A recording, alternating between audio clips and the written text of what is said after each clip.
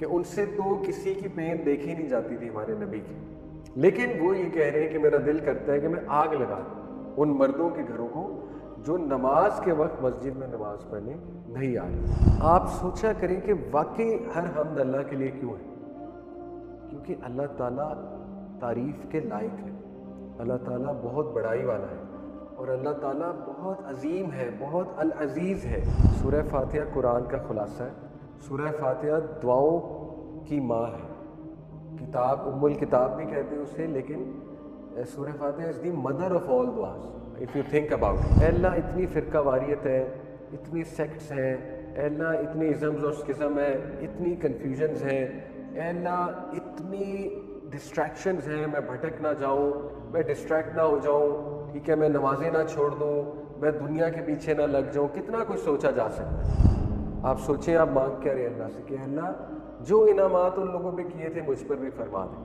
ان لوگوں پہ کیا کیا انعامات تھے؟ وہ ہدایت یافتہ تھے، ان کی اولاد ہدایت یافتہ تھی، ان کی زندگیوں میں سکون تھا، ان کی زندگیوں میں ہدایت تھی، ان کی زندگیوں میں صراط مستقیم تھا، کلیئرٹی تھی۔ تیری مشکلیں دور کر دے گا، تجھے ریلیف دے دے گا ہر مسئلے سے۔ درود ابراہیمی اور سورہ فاتحہ یہ سیکرٹ کوڈ ہے دعا کا۔ اوکے، نیکسٹ حدیث صحیح بخاری صحیح مسلم کی۔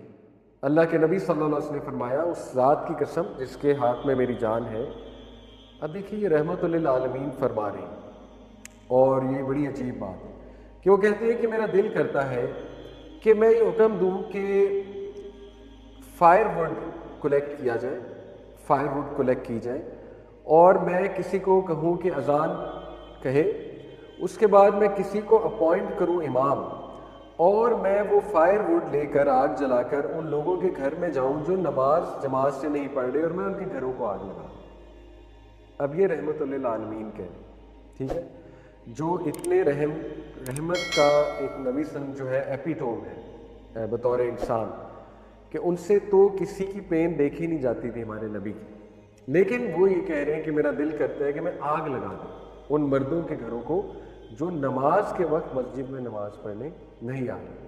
اگین ہمارے تزکیہ کے لیے ہے کہ جب بھی ہمیں سستی ہو تو ہم اس حدیث کو ذہن میں لائیں، ٹھیک ہے، جب بھی ہم سوئے ہوئے سستی ہو رہی ہے تو ہم اس حدیث کو لائیں جو پتھر سے کچلنے والی ہے۔ اسی طرح جب بھی ہمیں ڈیلے کی سستی ہو رہی ہے، ڈیلے کرتے ہوتے، تب ہم وہ حدیث ذہن میں لائیں، منافق کی نماز۔ تو یہ ساری حدیث اس لیے آپ کو سنائی جا رہی ہے کہ آپ ذہن میں لائیں اور کھڑے ہو جائیں، اپنے آپ کو موٹیویٹ کریں کہ نہیں میں نے جانا ہے، مسجد میں جانا ہے میں نے انشاءاللہ، ٹھیک ہے، نماز پڑھنے کے لیے۔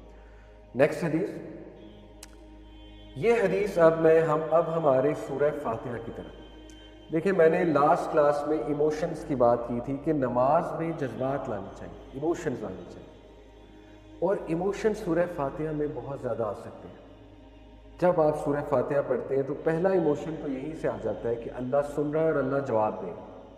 صحیح بخاری کی حدیث ہے، جب ایک شخص سورہ فاتحہ پڑھتا ہے اللہ جواب دیتا ہے، ایک ایک آیت کا جواب دیتا ہے اللہ تعالیٰ۔ جیسے الحمدللہ رب العالمین، اللہ جواب دیتا ہے، فرشتوں کہتے ہیں کہ میرے بندے نے میری تعریف بیان کی ہے، فرشتے کہتے ہیں ہاں ہاں ہمارے رب۔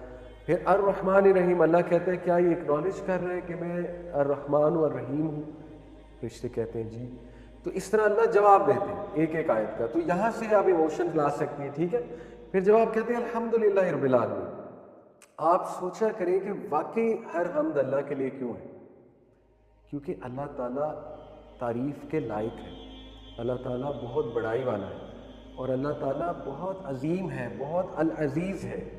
تو اسی طرح آپ کہیں الرحمن الرحیم، فیل کیا کریں اللہ واقعی کتنا رحمان، کتنا رحیم، کتنے چانسز دیتا ہے آپ کو، کتنا لینینٹ ہے، کتنی محبت کرتا ہے آپ سے، ٹھیک ہے۔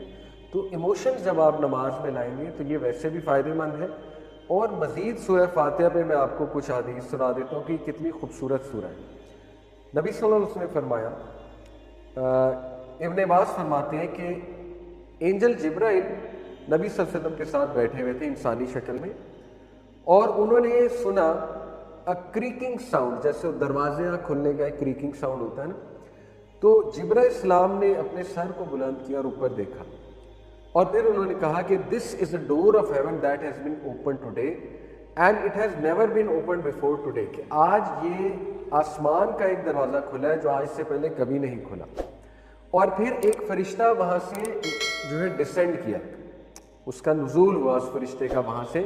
تو جبرائیل السلام نے کہا یہ اینجل آج دنیا میں آیا ہے اور اس سے پہلے کبھی نہیں آیا، یہ والا اینجل جو آج آیا ہے. پھر جبرائیل علیہ السلام کو اس اینجل نے سلام کیا اور فرمایا rejoice in the 2 lights you have been given which were not given to any prophet before you. نبی وسلم کو مخاطب کر کے کہ آپ کو بشارت ہے اور آپ جشن منائیں ان 2 صورتوں پہ جو آپ سے پہلے کسی نبی کو نہیں دی گئی. وہ کیا ہے؟ سورہ فاتحہ اور لاسٹ 2 verses آف سورہ البقرہ. آمن الرسول بما انزل الیہ من ربہ والمؤمنون. You will never recite a letter from them but you will be given whatever you want.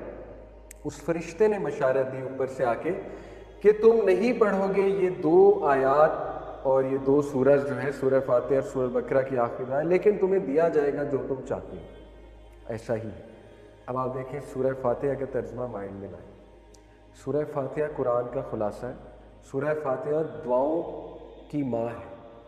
کتاب ام الکتاب بھی کہتے ہیں اسے، لیکن Surah Fatiha is the mother of all duas. If you think about it. کیسے؟ سب سے پہلے آپ اللہ کی حمد بیان کر رہے ہیں الحمدللہ رب العالمین. پھر آپ اللہ کو واسطہ دے رہے ہیں اس کے نام کا. یہ بیسٹ دعا ہوتی ہے. پہلے حمد بیان کی جائے پھر واسطہ دیا جائے اللہ کو. کس چیز کا واسطہ ہے؟ الرحمن الرحیم. پھر ایک اور واسطہ ہے مالک یوم الدین. ایکنالجمنٹ ہے کہ اللہ آپ ہی ہیں مالک یوم الدین. پھر کیا ہے؟ ایاک نعبد و ایاک نستعین. عاجزی کہ اللہ ہم آپ ہی کی عبادت کرتے ہیں، آپ ہی سے مدد مانگتے ہیں اور کہاں جائیں، مطلب آپ ہی کا سہارا ہے ہمیں. ٹھیک ہے، یہ ہے بیسکلی یہ انکساری اور عاجزی. پھر آپ وہ چیز مانگتے ہیں جو دنیا کی بیسٹ چیز ہے، اہدنا الصراط المستقیم. اب سوچیں جب آپ یہ کہہ رہے ہیں نماز میں اہدنا الصراط المستقیم، تو یہ ساری باتیں لائے کریں. اے اللہ اتنی فرقہ واریت ہے، اتنے سیکٹس ہیں، اے اللہ اتنی ازمز اور اسکزم ہے، اتنی کنفیوژنز ہیں، اے اللہ اتنی ڈسٹریکشنز ہیں، میں بھٹک نہ جاؤں، میں ڈسٹریکٹ نہ ہو جاؤں. ٹھیک ہے، میں نمازیں نہ چھوڑ دوں، میں دنیا کے پیچھے نہ لگ جاؤں. کتنا کچھ سوچا جا سکتا ہے. سب سوچے لا کر آپ کہیں اہدنا الصراط المستقیم. ایک جملہ، اے اللہ سیدھے رستے پر چلانا، اسٹریٹ رستے پر مجھے چلانا. صراط الذین، یہ اس سے بھی اگلی آیا اس سے بھی خوبصورت ہے. صراط الذین انعمت علیہم، ان لوگوں کے رستے جن پر آپ نے اپنا انعام کیا. آپ نے بتا بھی دیا اللہ کو کہ کس رستے پہ انعام کن لوگوں پہ. ابراہیم السلام، اسماعیل السلام، نوح علیہ السلام، عیسیٰ علیہ السلام، موسیٰ علیہ السلام، یعقوب علیہ السلام، یوسف علیہ السلام، رسول اللہ صلی اللہ علیہ وسلم، صحابہ. یعنی اتنی جامع دعا آپ مانگ رہے ہیں.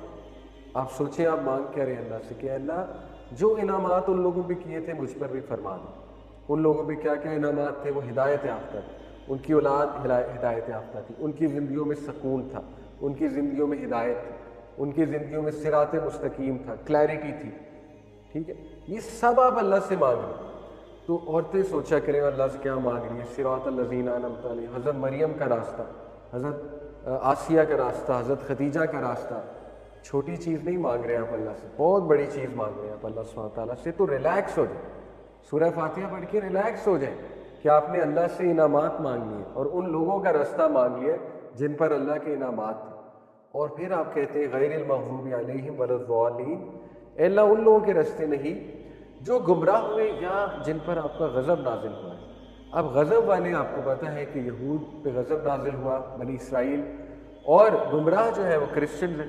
تو اس میں ایک نقطہ ہے، کرسچنز کی گمراہی کی وجہ اگنورنس تھی اور جوز کی گمراہی کی وجہ ایروگینس تھی. تو آپ اللہ سے ایروگینس اور اگنورنس دونوں کی پناہ مانگ رہے ہیں. ٹھیک ہے، بہت جامع بات. ایروگینس سے بھی پناہ مانگ رہے ہیں اللہ، اور اگنورنس سے بھی ہم آپ کی پناہ چاہ رہے ہیں. تو یہ اتنی جامع دعا ہے سورہ فاتحہ، اس میں سب کچھ آ جاتا ہے، سب کچھ آ جاتا ہے اس میں. ٹھیک ہے، اس لیے اسلاف جب دعا شروع کرتے تھے، کئی اسلاف ہیں جو سورہ فاتحہ سے آگے نہیں جاتے تھے دعا میں. 2 گھنٹے سورہ فاتحہ مانگتے رہتے تھے، 2 گھنٹے سورہ فاتحہ پڑھتے رہتے تھے. ایسی مثالیں ملتی ہیں. سورہ فاتحہ پڑھ کے ساری دعائیں ان کی قبول ہو جاتی ہیں. ٹھیک ہے، اتنی جامع ہے سورہ فاتحہ. اسی طرح کئی اسلاف درود ابراہیمی سے آگے نہیں جاتے. ایک صحابی نبی صلی اللہ علیہ وسلم کے پاس آئے، کہا یا رسول اللہ دعا میں کتنا درود پڑھوں؟ ابھی میری دعا میں 1/4 پورشن درود ہوتا ہے. یعنی اگر میری دعا لیٹس سے 5 منٹ کی تو 5 منٹ کا 1/4 کیا ہوا؟ 1.25 मिनट या 1 मिनट, तकरीबन 1 मिनट दुरूद पढ़ता हूँ। 1 मिनट में बंदा कितने दुरूद पढ़ लेता है? 7-8 बार, ठीक है। नबी सल्लल्लाहु अलैहि वसल्लम ने कहा बढ़ा दो। नेक्स्ट टाइम आया, कहा या रसूल अल्लाह अब मेरे दुआ में हाफ टाइम दुरूद होता है। नबी सल्लल्लाहु अलैहि वसल्लम ने कहा बढ़ा दो। फिर कहा या रसूल अल्लाह अब 75% दुरूद होता है। नबी सल्लल्लाहु अलैहि वसल्लम ने कहा बढ़ा दो। फिर आया तो कहा या रसूल अल्लाह मैं तो पढ़ता ही दुरूद हूँ दुआ में। अल्लाह के नबी ने कहा अगर ये सही है तो अल्लाह तेरी तमाम दुआएं वैसे ही कबूल कर देगा। कॉन्टेक्स्ट ये हदीस का, तेरी मुश्किलें दूर कर देगा, तुझे रिलीफ दे देगा हर मसले से। दुरूद इब्राहिमी और सूरह फातिहा ये सीक्रेट कोड है दुआ का, ठीक है। इसीलिए मैं आपको बता रहा हूँ, जिनको पता है दुआ का सही फ़लसफ़ा वो तो सूरह फातिहा और दुरूद इब्राहिमी से आगे नहीं जाते। हमारे इस्लाफ की बात कर, क्योंकि दे न्यू कि ये पढ़ के सारे काम वैसे ही हो जाने, ठीक है। बहरहाल बाकी दुआएं कर सकते हैं, कोई हर्ज नहीं है।